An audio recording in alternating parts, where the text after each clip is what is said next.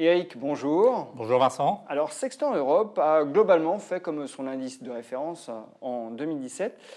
Est-ce que le fait que vous n'ayez pas surperformé est imputable à une relative prudence par rapport aux valorisations? Alors c'est en partie vrai, ce n'est pas la seule explication. Je dirais qu'effectivement, quand on regarde l'environnement global, on trouve quand même pas mal de motifs d'inquiétude.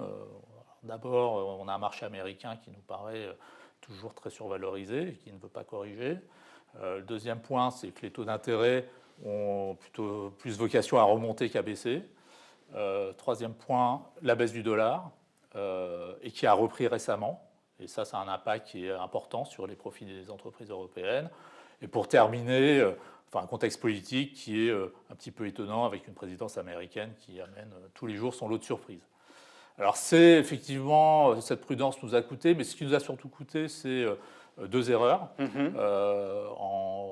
sur le deuxième semestre. Lesquelles alors? Alors, Criteo et Dia. Et en fait, on peut dire qu'on a perdu quasiment toute la surperformance du premier semestre sur ces deux titres. Alors sur Criteo, le titre a baissé de 50% sur ses plus hauts au mois de mai.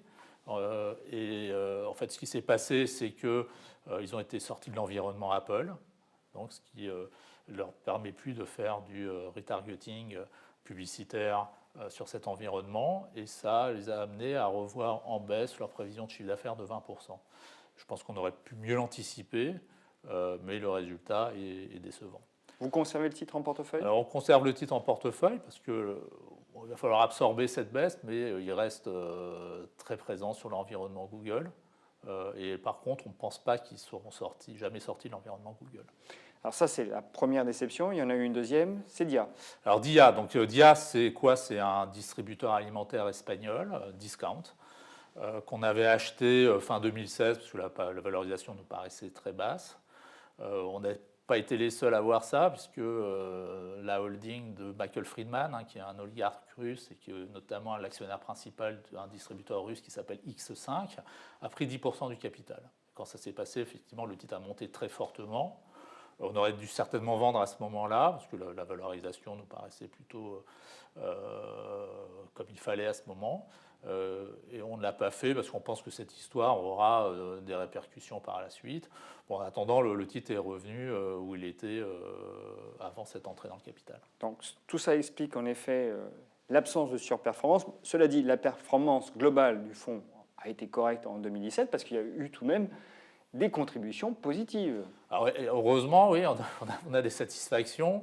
On a un titre par exemple comme EasyJet qui s'est apprécié de plus de 40%. Donc c'est un titre qui après le Brexit était totalement effondré, qui traitait sous la valeur de ses avions à cette époque. Bon, le business a repris. Je pense qu'il y avait des inquiétudes excessives. Il y a eu aussi des faillites de compétiteurs, parce qu'on a été dans une situation de guerre des prix. Et nous, ce qu'on pense, c'est que les gens comme ça, mais c'est aussi vrai pour Ryanair, sont les gens qui vont sortir gagnants dans ce qu'on pourrait appeler la guerre des prix dans le ciel européen. Alors c'est un exemple. Un autre exemple intéressant, c'est Bolloré, qui avait beaucoup souffert en 2016 et qui s'est repris. Et probablement en grande partie sous l'impulsion de la perception du marché de Vivendi, parce que je rappelle que Bolloré est le principal actionnaire de Vivendi. Effectivement. Et que dans Vivendi, il y a un actif qui, à mon avis, va valoir très cher, qui est Universal Music Group, donc la maison de disques, dont les productions deviennent... on les voit partout avec la généralisation des sites de streaming comme Spotify.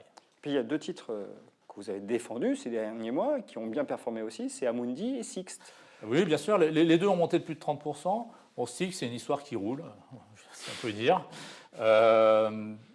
C'est une histoire d'internationalisation en Europe, mais pas seulement en Europe, mais aux États-Unis où ça démarre très bien. C'est une boîte extrêmement bien gérée. C'est une boîte qui est au cœur des problématiques dont on va, à mon avis, de plus en plus parler, qui sont les problématiques de mobilité. Parce que ce qu'ils savent faire, c'est gérer des flottes. Et ça va devenir important quand on parle de voitures autonomes. J'aimerais qu'on parle des mouvements, si vous voulez bien. Quelles ont été les principales sorties et entrées dans le portefeuille ces derniers temps? Alors, on a tendance à vendre des titres qui ont bien monté, parce que le marché en ce moment est assez binaire. C'est-à-dire tout ce qui marche bien continue de marcher bien, et puis ça vaut de plus en plus cher. Et puis à côté, ce qui ne monte pas, monte pas. Alors, on a plutôt tendance à vendre des titres dans la première catégorie. Alors, on a vendu Jupiter, donc un gérant d'actifs britannique, donc, qui a une très belle performance boursière, donc une boîte qui marche très bien, mais avait un niveau de valorisation qui aujourd'hui nous paraît être le bon. On a aussi vendu un distributeur de vêtements italien qui s'appelle OVS, qui là encore, c'est bien apprécié. Bon, les vêtements, c'est toujours un peu dangereux, donc il ne faut peut-être pas être trop gourmand en termes de ce qu'on veut comme valorisation.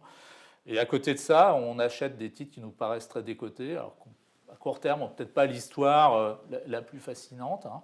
Par exemple, on a acheté en Espagne Tecnidas Reunidas, qui est une société d'ingénierie pétrolière, qui traite sous le niveau de ses capitaux propres. Et l'augmentation des cours pétroliers devrait réalimenter le carnet de commandes? On pense que oui, hein, parce que si le pétrole monte, les projets vont reprendre et ils devraient en bénéficier. On a aussi acheté Ipsos, qui est le numéro 3 mondial des études de marché, qui traite avec un free cash flow yield de 10%. Un actionnariat qui est très éclaté. On a vu les sociétés de private equity être très présentes sur ce type de société récemment, notamment avec le rachat de GFK. On a aussi acheté une position dans Eutelsat, donc qui est une espèce d'immobilière dans le ciel, qui a un rendement qui est de 6,5%. Ils pourraient payer jusqu'à 10%. Ils sont relativement confortables pour payer ce rendement. Donc voilà, ça c'est le genre de titre dans lequel on intervient aujourd'hui. Peut-être pas les plus populaires, mais qui nous paraissent bien décotés. Le biais prudent que vous aviez adopté en 2017, vous le conservez? Alors on reste prudent. On continue d'avoir des niveaux de cash qui sont plutôt élevés dans le portefeuille, alors qui varient, qui oscillent entre 7 et 10%. On est aussi prudent sur les prix qu'on paye pour les sociétés dans lesquelles on investit. Eric, merci. Merci beaucoup, Vincent.